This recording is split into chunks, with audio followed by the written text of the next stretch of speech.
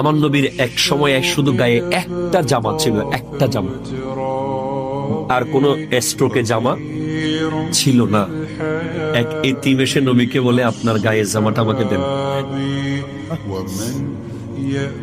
আমার নবী বলে, বাবা আমি তো নামাজ পড়বো একটু পরে, এখন জামা দিলে খালি গায়ে কেমনে পড়ব, আমি নামাজটা পড়ে দিই।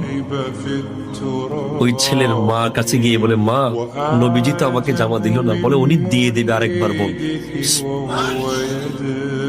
পরের বার গিয়ে যখন বলে, আমার নবী জামা খুলে ওই ছেলেকে দিয়ে দিয়েছে। আমার নবী, নামাজের টাইম হয়ে যায়, সাহাবারা নবীজিকে খুঁজে দেখে আমার নবী হুজরা মুবারকের মধ্যে এইভাবে বসে আছে। সাহাবায়ে কেরাম এসে দেখে গায়ে জামা নাই। আর আমাদের কত জামা, আমাদের জামার সিরিয়াল আসে না। আমার নবীর গায়ে জামা ছিল। সিদ্দিক আকবর সব টাকা ইসলামকে দিয়ে ছিঁড়া জামা পরে বসে আছে, তো আল্লাহ বলে ফেরেশতাদেরকে সবাইকে বলা আবু বকরের মতো জামা পড়তে। ওমর ফারুকে আজম 637 খ্রিস্টাব্দে ফিলিস্তিন গিয়েছিলেন।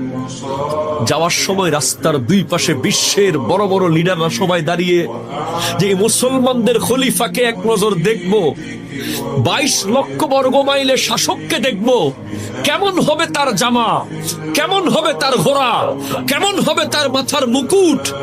দেখে ওমর যেই জামা পরেছে, গোলামও সেই জামা পরে না।